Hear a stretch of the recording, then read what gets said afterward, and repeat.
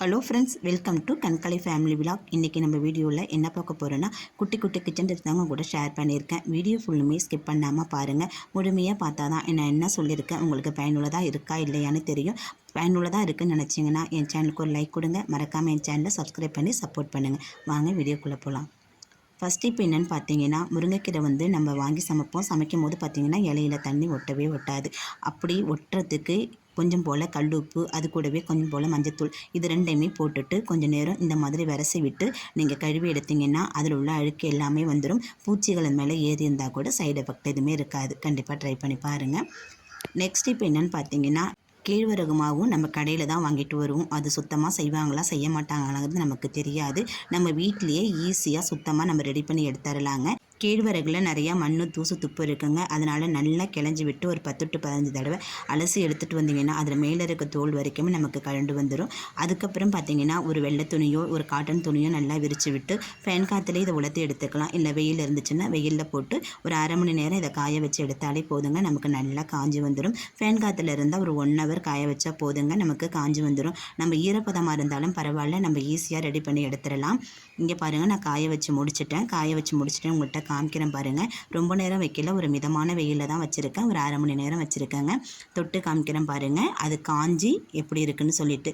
நமக்கு ரொம்ப சருவாக காயணுங்கிற அவசியம் இல்லைங்க. கையில் தொட்டு பார்த்தா இந்த மாதிரி ஒட்டக்கூடாது. ஒட்டாமல் இருந்தாலே போதும். நம்ம இதை அள்ளி வச்சிடலாங்க. அள்ளிட்டு இதை சட்டியில் போட்டு நம்ம வறுத்து எடுத்தோம்னா அதில் உள்ள ஈரப்பதம் எல்லாமே நமக்கு சுத்தமாக போயிடுங்க.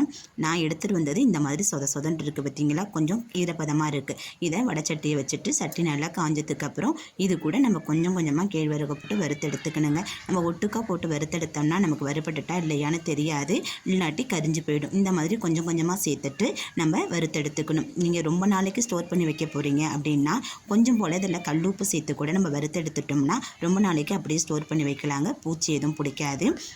இதை வறுக்கும் போது நல்லா மணம் வருங்க. அது மட்டும் இல்லாமல் நம்ம போடும் போது சட்டியில் இந்த மாதிரி ஒட்டி இருக்கும். நல்லா வறுபட்டு வந்துருச்சுன்னா சட்டியோட 4 பக்கமும் நமக்கு ஒட்டாதுங்க. நல்லா பொலன்னு வந்துடும். எல்லாத்தையும் நான் வறுத்தெடுத்துட்டேன். இதை நல்லா ஆற வச்சு ஒரு பாக்ஸில் நம்ம ஸ்டோர் பண்ணி வச்சுக்க வேண்டியதாங்க. இல்லை நீங்கள் மிஷினில் கொடுத்து கூட அரைச்சி எடுத்து வச்சுக்கலாம். நமக்கு எப்பப்போ தேவையோ அப்போல்லாம் கொஞ்சம் கொஞ்சமாக எடுத்து மிக்சரில் கொடுத்து அரைச்சி எடுத்து சளிச்சு வச்சுட்டோம்னா நமக்கு சூப்பரான ராகி மாவு வீட்டிலேயே ரெடி ஆகிடுங்க. நான் இதில் எப்படி அரைச்சேங்கிறத அடுத்தடுத்த வீடியோவில் உங்களோட ஷேர் பண்ணுறேன். இப்படி வச்சாலே 6 மாதம் ஆனாலும் வீணாக போகாது.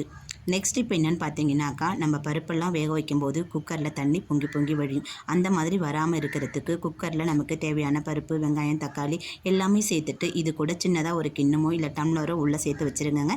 சேர்த்துட்டு ஒரு மூடி போட்டு மூடி குக்கரை நீங்கள் ஹை ஃப்ளேமில் வச்சாலும் சரி லோ ஃப்ளேமில் வச்சாலும் சரி வச்சுட்டு நல்லா விசில் விட்டு எடுத்துருங்க. விசில் வரும்போது நான் உங்களுக்கு காமிச்சு கொடுக்குறேன் பாருங்கள். கண்டிப்பாக ஒரே ஒரு இது கூட நமக்கு சிந்தாது.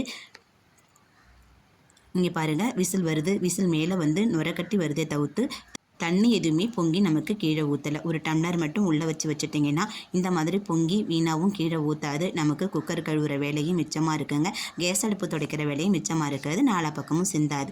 கண்டிப்பாக ட்ரை பண்ணி பாருங்கள், யூஸ்ஃபுல்லாக இருக்கும். நான் இதை எடுத்துகிட்டு உங்களுக்கு காமிக்கிறேன் எந்த அளவுக்கு குக்கருக்குள்ளே தண்ணி தேங்கி இருக்குது அப்படின்னு சொல்லிட்டு பாருங்கள். நல்லா ஆவி பறக்குது. இது ஆவி அடங்கினது பிறகு டம்ளர் எடுத்து காமிக்கிறேன் பாருங்கள். அதுக்குள்ளேயே இந்த பருப்பு எல்லாமே அடங்கியிருக்குது. அது போலயே இருக்கிற தண்ணி எல்லாமே அதுலேயே கொஞ்சம் போல் ஸ்டோர் ஆகியிருக்குது பாருங்கள். ஆவி அடங்கினதுக்கப்புறம் காமிக்கிறேன். அங்கே பாருங்கள், அதில் மீத இருந்த தண்ணியுமே அதில் ஸ்டோர் ஆகியிருக்கு பாருங்கள். இந்த மாதிரி போட்டு வச்சிட்டோம்னா பொங்கியும் வராது. நமக்கு குக்கர் க்ளீன் பண்ணுறது நமக்கு ஈஸியாக இருக்குங்க. கண்டிப்பாக ட்ரை பண்ணி பாருங்கள். நெக்ஸ்ட் இப்போ என்னென்னு பார்த்தீங்கன்னா, ஒரு கிண்ணத்தில் ஒரு 4 சின்ன வெங்காயம், ஒரு 4-5 பூண்டு, 1 ஸ்பூன் அளவுக்கு உளுந்து எடுத்து வச்சுருக்கேன். இது எல்லாமே ஒரு மிக்சரில் கொடுத்து நம்ம நல்லா அரைச்சி எடுத்துகிட்டு வந்துடலாங்க. எல்லாத்தையும் ஒரு மிக்ஸி ஜாரில் சேர்த்துக்கிறேன். மிக்ஸி ஜாரில் சேர்த்துட்டு நம்ம நல்லா அரைச்சி குறைன்னு எடுத்துகிட்டு வந்துடலாங்க. இதில் தண்ணி எதுவும் சேர்க்கணுங்கிற அவசியம் கிடையாது. இந்த வெங்காயம் பூண்டில் இருக்கிற தண்ணியே நமக்கு போதுமானதாக இருக்கும். அரைச்சிட்டு உங்களுக்கு காமிக்கிறேன். நான் அரைச்சி எடுத்துகிட்டு வந்துட்டேன். அரைச்சி எடுத்துகிட்டு இருந்ததை ஒரு கிண்ணத்தில் நான் உங்களுக்கு மாற்றி காமிக்கிறேன் பாருங்கள். நம்ம தண்ணி எதுவுமே சேர்க்கலை. அந்த வெங்காயம் பூண்டில் இருக்கிற தண்ணியே கரெக்டாக இருக்கும். உங்களுக்கு ரொம்ப குறைன்னு இருக்க மாதிரி தெரிஞ்சதுன்னா நீங்கள் கொஞ்சம் போல் தண்ணி கூட சேர்த்துக்கலாம். அப்படியே உளுந்த சேர்க்குறதுக்கு நீங்கள் கொஞ்சமாக உளுந்த ஊற வச்சு கூட சேர்த்துக்கலாங்க. நமக்கு நாள்பட்ட கைவலி, கால்வலி, மூட்டு வலி அந்த மாதிரி இருக்குது பாருங்கள். அந்த பிரச்சனைக்கு இது ரொம்ப நமக்கு பயனுள்ளதாக இருக்குங்க. வெங்காயத்தில் சல்ஃபர் அதிகமாக இருக்கிறதுனால அந்த ஈரத்தன்மை முட்டியில் வீக்கம் அந்த மாதிரி இருந்துச்சுன்னா அது தன்மையை போக்குறதுக்கு அது உதவியாக இருக்கும். அது மாதிரி உளுந்து கை கால் வலியை போக்கக்கூடியதுங்க. நமக்கெல்லாம் 40 வயசு தொட்டுட்டாலே கை கால் மூட்டு வலியெல்லாம் தானாக வந்துடும். அந்த மாதிரி பிரச்சனையை தீர்க்கறதுக்கு இது எளிய வழியாக இருக்குங்க. அந்த காலத்துலலாம் தாத்தா பாட்டிங்கெல்லாம் இதை தான் பயன்படுத்தினாங்க. இதை நம்ம அப்படியே எடுத்துடக்கூடாது. கொஞ்சம் நேரம் காய வச்சு தாங்க எடுக்கணும். வரன்னு காஞ்சி வரும் பாருங்கள், அந்த பக்குவத்தில் தாங்க எடுக்கணும். அப்போ தான் இது ஈரப்பதம் எல்லாம் உள்ளார இறங்கி நமக்கு மூட்டு வலியை குணப்படுத்துறதுக்கு உதவியாக இருக்குங்க. எடுத்ததுக்கப்புறம் சுடுதண்ணியை வச்சு சுத்தமாக கழுவி எடுத்துட்டு இது கூட நல்லெண்ணெய், விளக்கெண்ணெய், கடுகெண்ணெய் 3 எண்ணெயில் எந்த எண்ணெயாக இருந்தாலும் சரி வெதுன்னு சூடுபடுத்தி இதில் நமக்கு சூடு தாங்குற அளவுக்கு நம்ம கை கால் மூட்டையில் தடவி கொடுத்து நம்ம உத்தரம் கொடுத்து வந்தோம்னா நாள்பட்ட கை கால் வலி, மூட்டு வலி, முதுகு வலி இது எல்லாமே நமக்கு சரியாகும். வீட்டிலேயே இந்த ரெமடியை ஈஸியாக செஞ்சு முடிச்சிடலாங்க. பிடிச்சா லைக் பண்ணுங்கள், சப்ஸ்கிரைப் பண்ணி சப்போர்ட் பண்ணுங்கள். நன்றி.